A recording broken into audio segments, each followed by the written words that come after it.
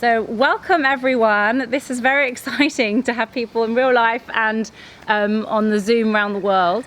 My name is Lauren Hamburger and I am co-chair of trustees of JOFA UK. And I'm Eve Sachs, I'm co-chair of JOFA UK with Lauren. And I know some of you might be feeling a little bit tired tonight if you had a late night last night, but we're going from one victory to a much more important, dare I say it, victory. And that is celebrating Rabba Lindsey Guthartz ordination.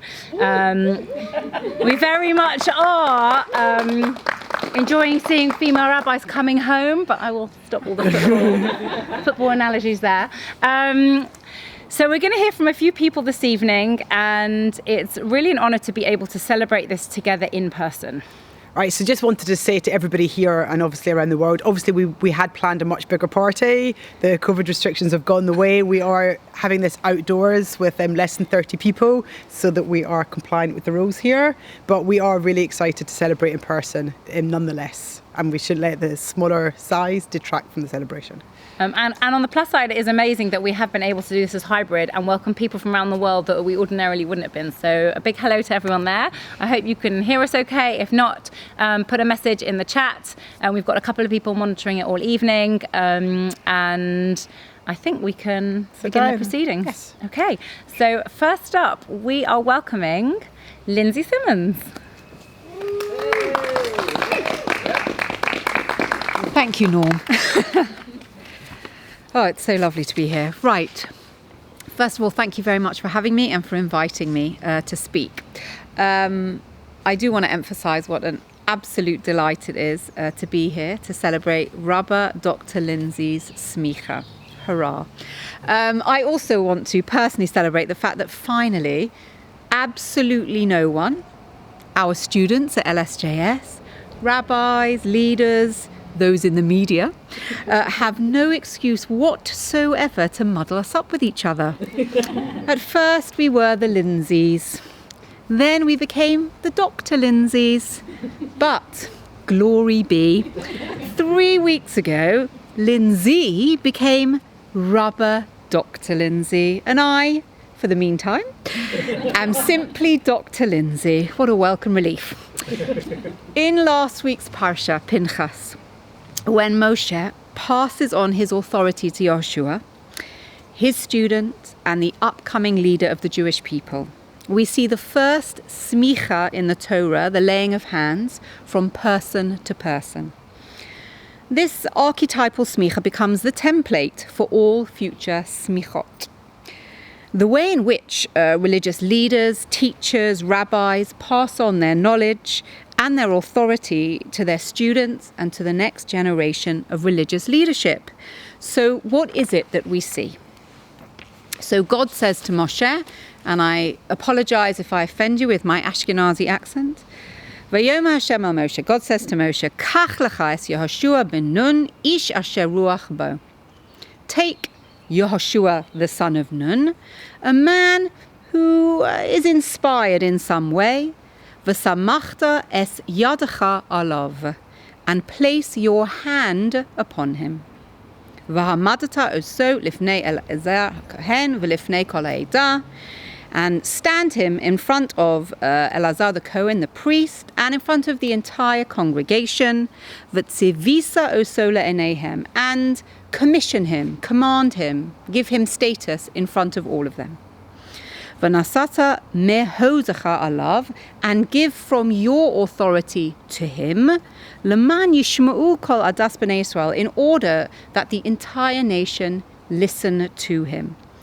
V'lifnei Elazar ha-Kohen, again, and in front of Elazar the Kohen, ya'amod, he has to stand. V'sha'alo b'mishpat ha'orim lifnei Hashem, and you ask from these the breastplate, al pi v'yetzu v'al pi yavo, when you must leave and when you must come. That's the traveling. Hu v'chol b'nei Yisrael ito v'chol ha'edah, and that's how they move. He moves the whole of b'nei Yisrael, the whole of the children of Israel, the community, move through this mishpat, through the judgment of this breastplate. V'ya'as Moshe ka'asher tzivah Hashem oso. And Moshe does what God says, in brackets, ostensibly. Vayikach es Yehoshua, And indeed, he calls Yehoshua. V'ya'midehu lifnei Elazar kohen, and he stands him in front of Eliezer the Cohen, v'lifnei kol ha'edah, and in front of all the people. Vayismoch es yadav alav, and he places his hands on him. Vayatzivehu kasher dibar Hashem b'yad Moshe, and he does exactly what God said through Moshe. Now, you heard in my translation that we began with hand, and we ended with hand. So we're going to get there. So there are many different themes, obviously, contained in these few mere 6 psukim, 6 verses. Ish asher ruach bo. So what does that mean? What is the definition of an inspired person? V'hamadat lifnei Elazar kohen v'lifnei kol ha'edah. You stand before the leader and before the entire congregation. Okay, why the repetition? Yishma'u, the people have to listen. So what do they have to listen to? Why do they have to listen? But lastly, and this is what I want to comment on, this discrepancy between the last and the first pasuk, 18 and 23. So God speaks to Moshe and he says very specifically, Kach lecha es Yehoshua ben Nun ish asher ruach bo v'samachta es yadecha alav. Place your hand on him. Okay, but what actually happens? Vayismoch es yadav alav. He puts his hands on him. And then, more surprisingly, it says, just as God had commanded. So we go to Rashi, our foremost commentator, and we see what Rashi says. And Rashi says the following, Vayismach es yadav ba'ayin yafa.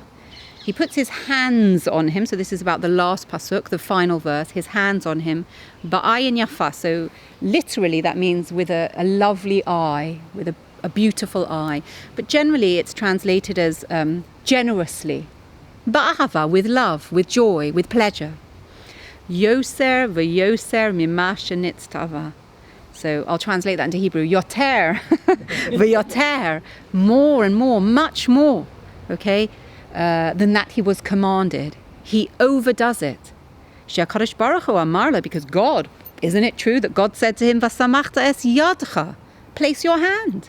V'hu asa b'shtei yadav, but he did it with 2 hands. V'asa'o chechli malei v'gadush, and he formed him, he made him, he created him into a full vessel, v'gadush, like overflowing, heaped. Umiloi chachmaso ba'ayin yafa, and he filled him up with his wisdom, again, ba'ayin yafa, says Rashi, generously, with love, with joy. So I'm just going to reflect for 1 more minute on this Rashi. It seems that Moshe could not simply lay one hand on Yehoshua. He felt compelled to give him everything he had, both hands, all of himself, or as much as is humanly possible. 2, he let Yehoshua know through this action that he trusted him completely, that he was prepared to let go of his own authority at the appropriate time and honor the emerging leader to take his place. And lastly, that the work that he had put into Yehoshua, enabling him to flourish as a spiritual guide, as a leader, was deep. It was profound and it was everlasting. In other words, it was a relationship of love. So today, Lindsay, we celebrate the fact that you have been given a gift by others because you are worthy, because you are kind, and because you are brilliant. They could not give with 2 hands. You are a trusted leader of the Jewish community. You are respected and honored by those who are privileged to teach you. And you are loved. Just as Yehoshua was dear to Moshe Rabbeinu as his own children, so too are you, beloved. To all those who taught you, to all those who have learned, and finally will continue to learn from you, and from those of us who are so joyful to be your colleagues and your dear friends. Mazel tov.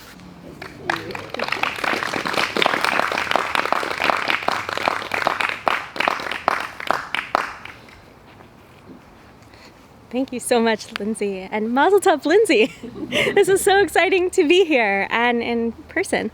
It is my great honor to introduce and welcome Rabbanit Devorah Zlochower who is the Rosh Kollel of the Advanced Kollel and Director of the Advanced Kollel Executive Track at Yeshivat Maharat. In her capacity as Rosh Kollel, she sets and teaches the Halacha curriculum. Rabbanit Devorah has taught Gemara and Halacha for 30 years at the Drisha Institute, SAR High School, Hadar, and YCT Rabbinical School, where she was the first woman to serve as the Rabbi in an Orthodox yeshiva for men. She served as the Rosh Beit Midrash and director of full-time programs at Drisha for over a decade. Rabbanit Devorah is a graduate of the first cohort of the Drisha Scholar Circle. She lives in Riverdale with her husband, Rabbi Lindsey, and is the proud mother of 2 sons. Without further ado, I hand it over to Rabbanit Devorah. Thank you, Rabbi Eryn. It's really a pleasure to be here. Can everyone hear me okay? Excellent. I'm sitting in my hallway, insulated from the tremendous thunder and lightning that's going on here across the Atlantic in New York, which feels a little bit weird. Okay, so let me begin. It is my absolute privilege to speak in honor of Rabba Dr. Lindsay Guthartz, whom I've had the pleasure of knowing in her tenure as a member of the Advanced Kollel at Yeshivat Maharat, as a Torah student in my shiurim this year, and as a musmechet of Yeshivat Maharat. Watching Rabba Dr. Guthartz receive her Smicha in June was one of those rare moments when you can sense Kedusha envelop someone and feel the divine presence descend on one who is worthy. And Rabba Dr. Guthartz is indeed worthy. There's a special joy when one can glimpse the complicated journey that has brought someone to that moment. Like Rabba Guthartz, I grew up in a world in which Smicha, in fact, the attainment of proficiency in Gemara and Halacha, was a fantasy. Torah study on that level was just not available to women, and neither was full synagogue participation. Women's tefillah, aliyot, speaking publicly from the bima, all unimaginable. As Rabbi Dr. Lindsay Guthartz has demonstrated in her book, Challenge and Conformity, The Religious Lives of Orthodox Jewish Women, published this year, this in no way indicates that women did not have significant religious lives, both publicly and privately. They did, but there's something precious to having the capacity to choose from the fullest range of options, including advanced Torah study and religious authority. The path that Rabba Lindsey has chosen is not an easy one. Torah authority requires knowledge, self-assurance, and modesty. In other words, yirat shamayim, awe of God, and recognition of the responsibility that representing God's Torah entails. This is what Smicha bestows, an acknowledgement that the possessor has the requisite knowledge, religious sensibility, and relationship with God. And it not only acknowledges that these qualities are already present in the recipient, but endows that person with the fortitude to carry out this holy task. For those who are exceptional teachers of Torah, the authority is worn lightly, balanced by deep respect and partnership with one's students, a pervading love for them, and an understanding that teaching is ultimately a shared learning, teacher and students learning together. That certainly has been my experience of Rabba Guthartz as a Talmidah in my shiur. Those of you who are students can attest to that twinkle, that smile, as she brings in her store of knowledge and intellectual interests into the class. Now, as the daughter of a scientist, I confess to being a bit taken aback by some of the cultural and historical practices that she has shared. But anyone who knows her, like anyone who knows her, I am drawn in by the love and respect with which Rabba Lindsey talks about people whose piety draws them to godliness in ways that may be uncomfortable to this somewhat rigid rationalist. While I may not yet have fully come over to lead pouring, I have a greater understanding and respect for the faith that stands behind these practices. Our parshiot this week, Matos Maseh, speak to journeys, difficult, long journeys, journeys that take courage and sometimes compel rethinking one's original assumptions. They speak to change, flexibility, humility, and commitment. The Torah reading begins. Vayidaber Moshe al Roshei Hamatot B'nei Yisrael lemor, ze hadavar asher tzivah Hashem. Ish ki dor neder, o hishavash shvua le'asor Yisrael nafsho, lo yachel dvaro, kichol hayotzei mipiv ya'aseh. Moshe spoke to the heads of the tribes of the Jewish people, saying, "This is the matter that God has commanded. When a person makes a vow to God or swears an oath to forbid something on themselves, they shall not break their word. Everything that comes from their mouth, they shall do." Vows are sacred. And while the Torah goes on to enumerate the ways in which a father or a husband may nullify a young girl's or a wife's vow, this only emphasizes the larger point. Our words bind us. A life of Torah and mitzvot is all about that bindedness. Commitment to God, commitment to oneself, and commitment to one's community.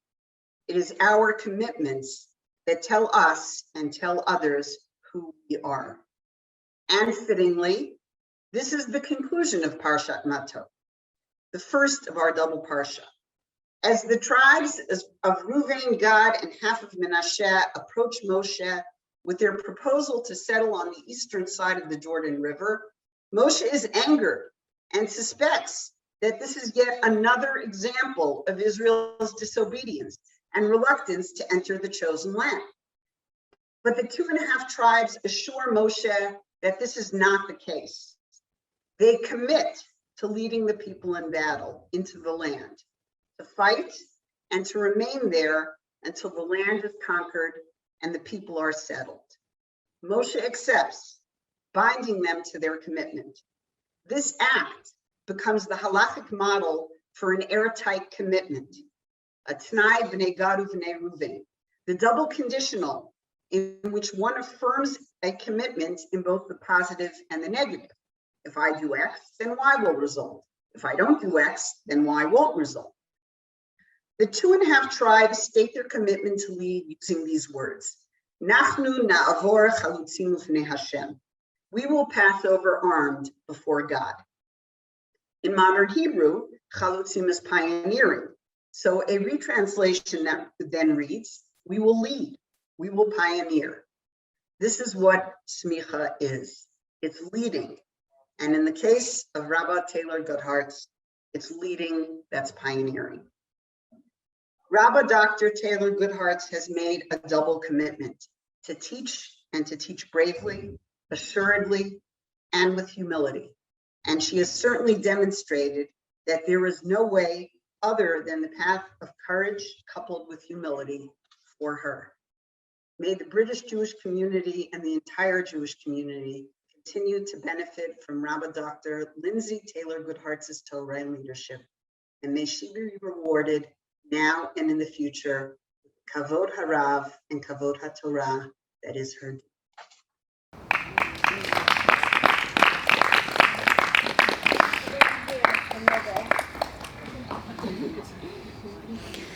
Thank you so much, Rabbanit Devorah, who I'm honoured to call my teacher.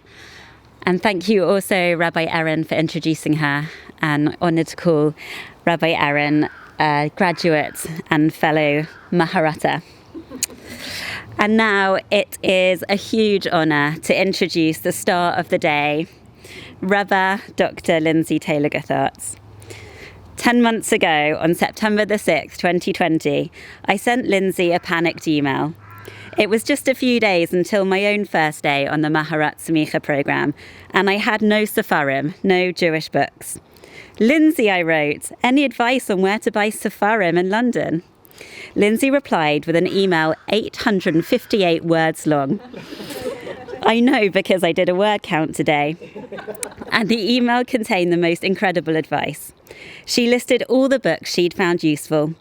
She gave a wealth of tips on the various shirim at Maharat and where source sheets or sefaria practically replace books. And she gave a recommendation of a bookshop just a few streets away from where we are now. But best of all was Lindsay's commentary on the bookshop. And I'm quoting her. They've been very nice and haven't fainted that a woman is buying all of these obviously Smicha-orientated books. In fact, I think I might have even dared to say that I was studying at Yeshivat Maharat when they asked me. Perfectly politely, the bloke was just interested, if the books were for me. Don't think I mentioned the S word, just in case. Now I ring up and they say, "Oh, you're in Sunny Gardens, aren't you?" So possibly I am a legend in the shop. The weird woman who buys Smicha books. I think this email sums up how wonderful Lindsay is. Her vast knowledge isn't the first thing that you notice. It's her humour, her jolliness, her unassuming friendliness to everyone. You probably think Lindsay is a straight-laced student. But in the one class where we've overlapped this past year, Lindsay and I put the Zoom private chat feature to good use. And Lindsay's searing commentary on everything, from her latest knitting project under the desk to the subject of the class itself, had me stifling giggles. The combination of Lindsay's loveliness with her menschlichkeit, her brilliant mind, wide-ranging interests and charisma make her the supremely good teacher who first wowed me at Limud Conference about 15 years ago. She was a Jewish educational idol then, and I can't believe my luck that I can now call her a colleague and partner in crime. I and fellow UK Maharat students and graduates are truly standing on the shoulders of giants. Lindsay, you've already changed the Anglo-Jewish world, probably the whole world, for the better, with your blend of guts and good grace. And we, your students, your friends and your fans, can't wait to see how you continue to change it. So, ladies and gentlemen, I give you Rabba Dr. Lindsay Taylor Guthartz.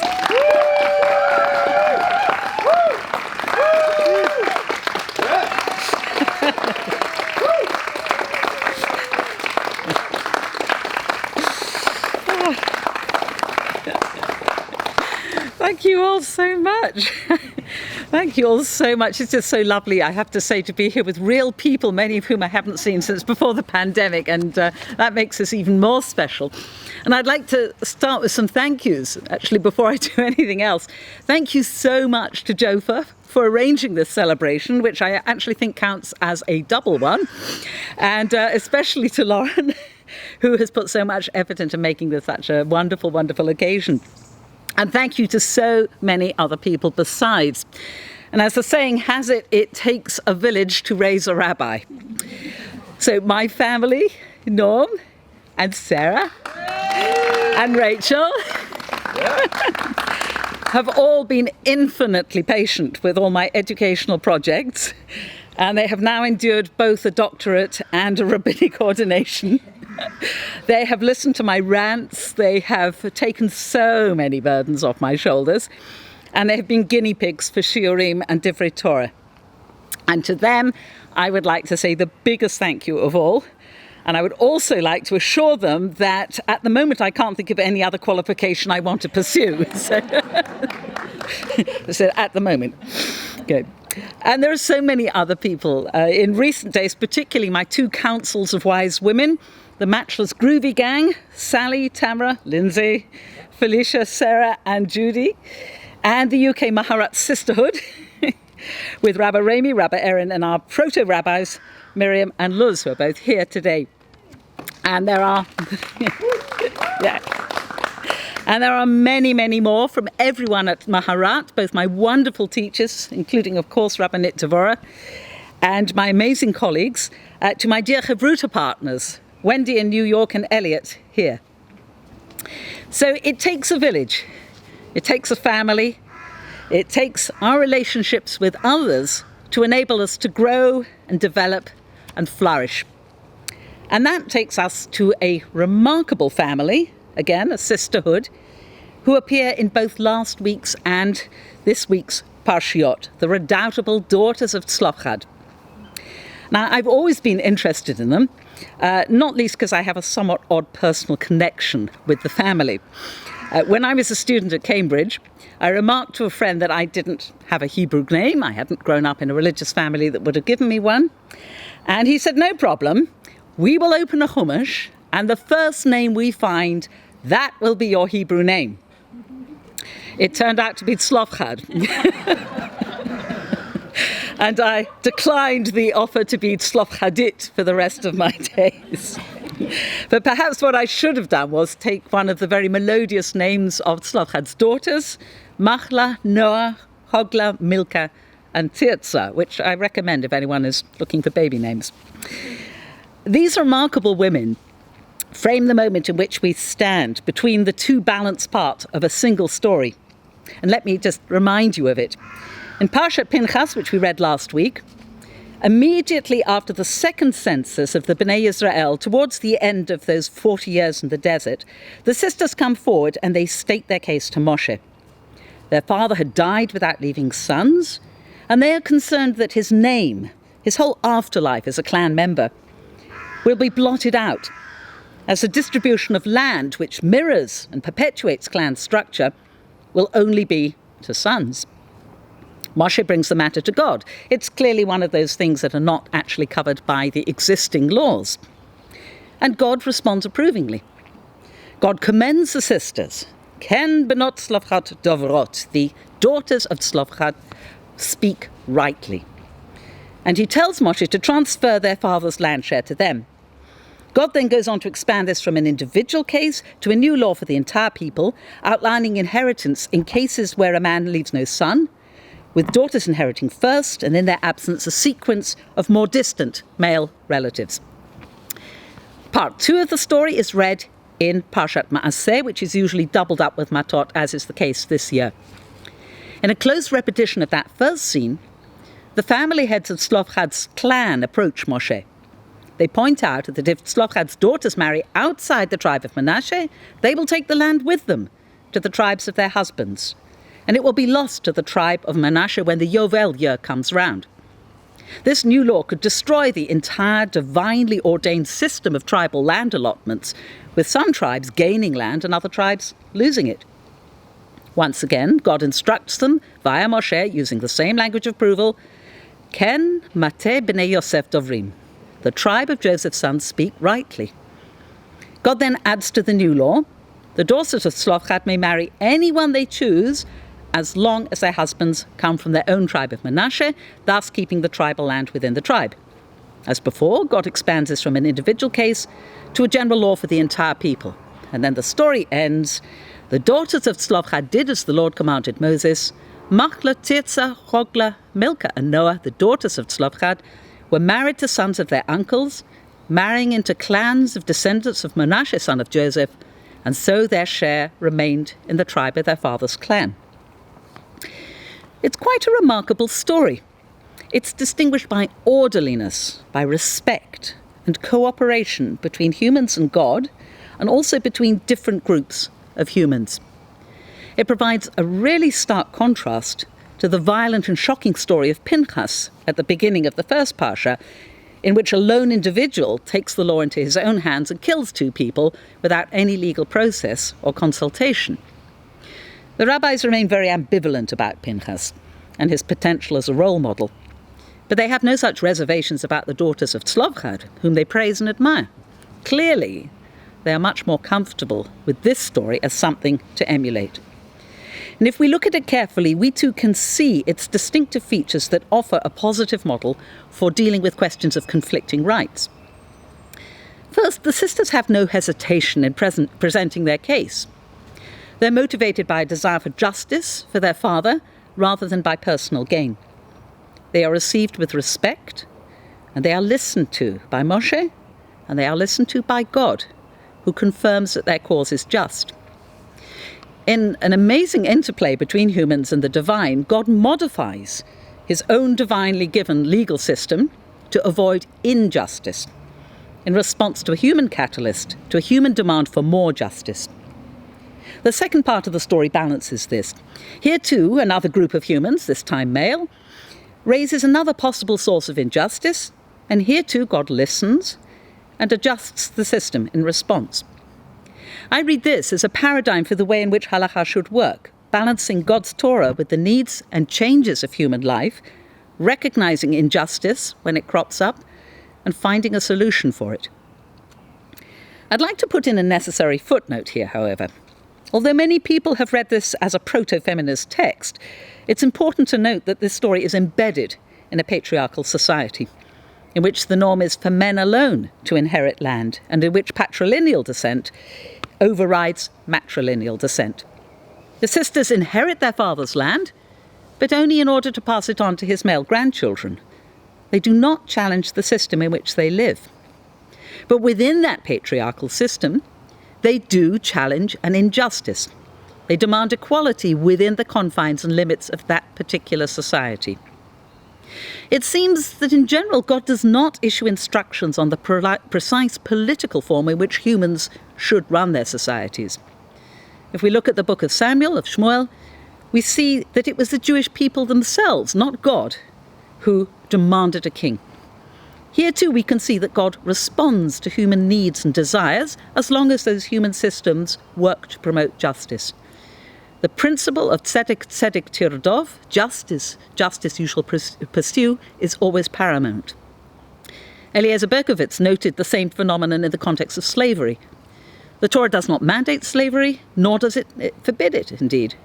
But it does give laws that ensure the just and humane treatment of slaves, which subtly encourage humans to advance beyond the institution of slavery and to abandon it. Even if we have reservations about the patriarchal system depicted in the story of the daughters of Zlochower, we can still, and we would rather have a more egalitarian society ourselves, we can still recognize and learn from their work to make their society more just, as well as noting God's approval of their efforts. As an Orthodox feminist, those elements speak to me vividly. Whatever society we humans inhabit, it is our duty to correct injustice wherever we find it.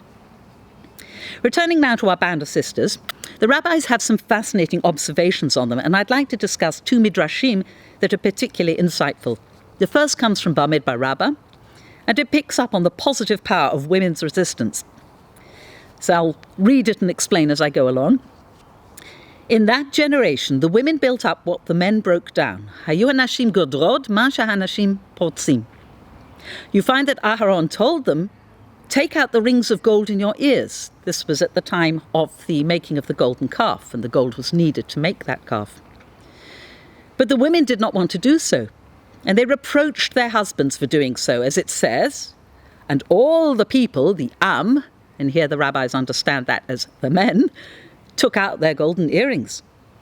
But the women did not part with them in the making of the golden calf. And the same with the spies who spoke badly of the land. It says, and all the community, the Edah, and here again the rabbis understand that to mean the men, returned and complained. And thus the decree of not entering the land was decreed against them, because they said, we will not be able to go up to this land. But the women did not take part in this. As it says earlier, for God said to them that they would surely die in the desert, and not a man of them was left except for Kalev ben Yefuneh. It says man and not woman, because it was the men who did not want to enter the land. But the women drew near to ask for a portion in the land. And this is why the story of the daughters of Zlochower was written next to the account of the death of the generation of the desert, because this was the incident in which the men broke down God's plans and the women rebuilt them. Rather unusually for rabbinic culture, women's resistance here is seen as positive and constructive. Sometimes, the rabbis allege, women discern God's will more clearly than do men. It was so at the time of the sin of the golden calf. It was so at the time of the spies' disastrous expedition. And as both a reward and a third instance, so it was in the story of Zlochower's daughters.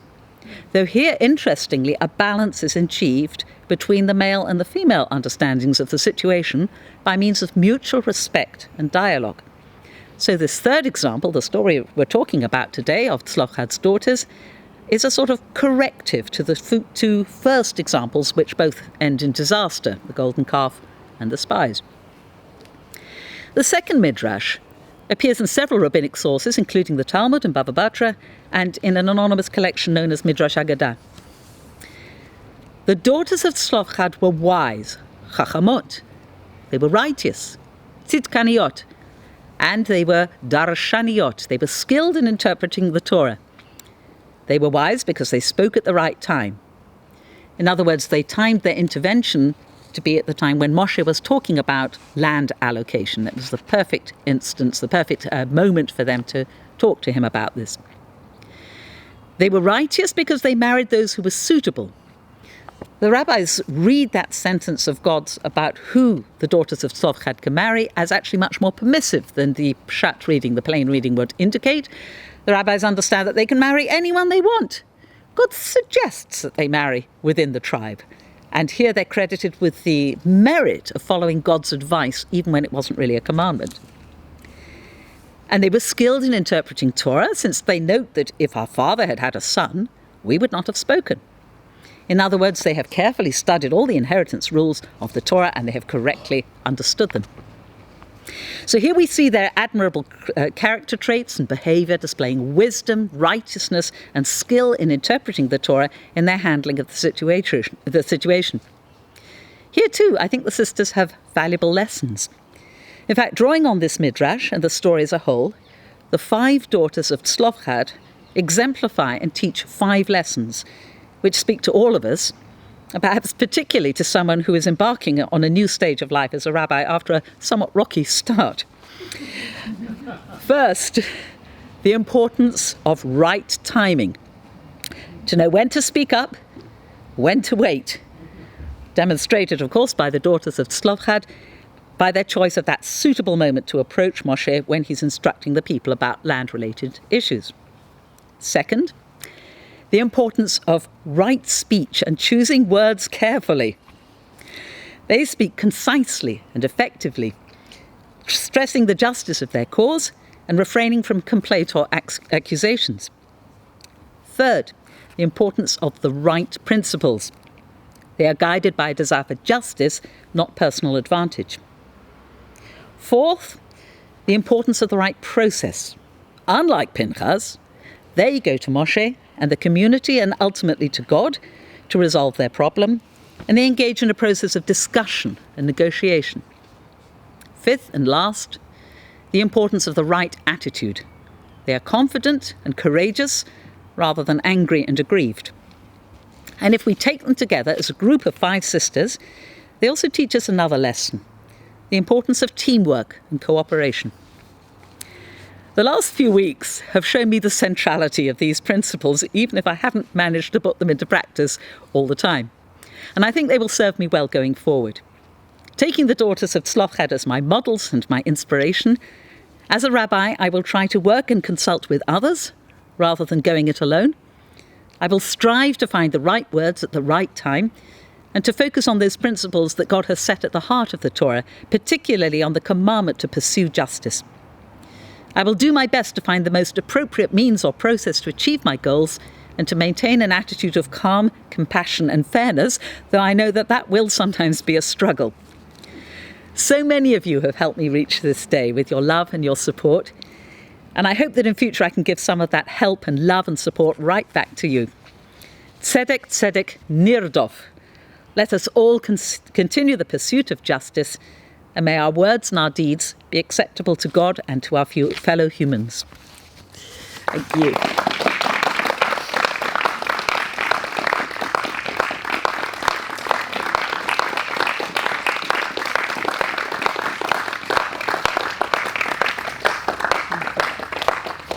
Wow. Thank you, Lindsay. We just wanted to thank you for your very wise and thoughtful words, and we are so looking forward to hearing more Torah from you in various settings, including hopefully LSGS as well over the next few years. And really a big thank you to everyone out there, especially people on Zoom and also the people in the room.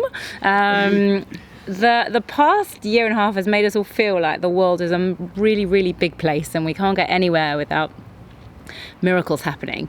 But the truth is it's small, and we rely on the support of one another. Our friends, our colleagues, our peers, our sisters and brothers in America, in Israel, who make change happen, and in many other countries who then reach out and in turn see what they can do to enable more women to be able to teach Torah, to learn Torah, and to have their voices heard. I recently was introduced to someone, Naomi, in Australia, who set up JOFA a few months ago there, and there's a huge appetite, and it's just amazing that we're fortunate enough to be living in a time when we can support each other, when we do have the technology when it works, and then hopefully when we can see each other and support each other in person again in the coming months or years, whenever it's allowed. But it's really down to everybody who signs an email and makes a donation and turns up for a share and just offers that support. So everyone here, but also really across the world, thank you very much. We couldn't do it without you all. And good evening. Thank you.